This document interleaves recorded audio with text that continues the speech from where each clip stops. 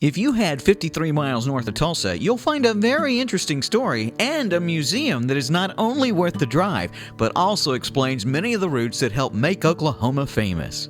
One of 12 children, Frank Phillips was born on November 28, 1873 in Nebraska. His parents later moved the family to Iowa after grasshoppers ruined their farm. At age 14, Frank persuaded a barber in nearby Creston, Iowa to teach him how to be a barber. 10 years later, he owned all 3 barber shops in Creston. One of those shops was in the basement of a bank in Creston. The bank's president, John Gibson, always liked Frank and his business sense. Gibson must have been very impressed because Frank married Gibson's daughter Jane in 1897. Gibson then asked his son-in-law to join him in the bond business. By 1903, Gibson and brothers Frank and L.E. Phillips discovered that the Osage Indian tribe west of Bartlesville was supposed to be rich in oil that no one had discovered yet. So the 3 of them organized the Anchor Oil and Gas Company. They opened an office in Bartlesville in 1905 and tried to drill for oil every time, coming up with nothing until September 6, 1905. A well they called the Anna Anderson gushed, spewing oil into the air and finally making their little company prosper. The Anna Anderson was the first of 80 consecutive producing wells drilled by the Phillips brothers. They incorporated Phillips Petroleum Company on June 13, 1917, as the new company had assets of $3 million, 27 employees, and land throughout Oklahoma and Kansas. As you tour the museum, you'll find that marked only the beginning for the company's pioneering spirit led by Frank Phillips' philosophy about business.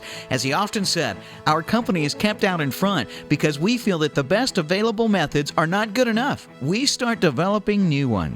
And that they did, over and over again. While most companies found little use for natural gas they discovered while drilling for oil, the Phillips brothers turned it into a valuable resource. In 1917, the company opened the first natural gas line plant for extracting liquid byproducts from natural gas, which allowed those byproducts to be used in motor fuels. Walking through the museum, you'll find the aviation department was formed in 1926, which highlighted the company's growing role in air travel.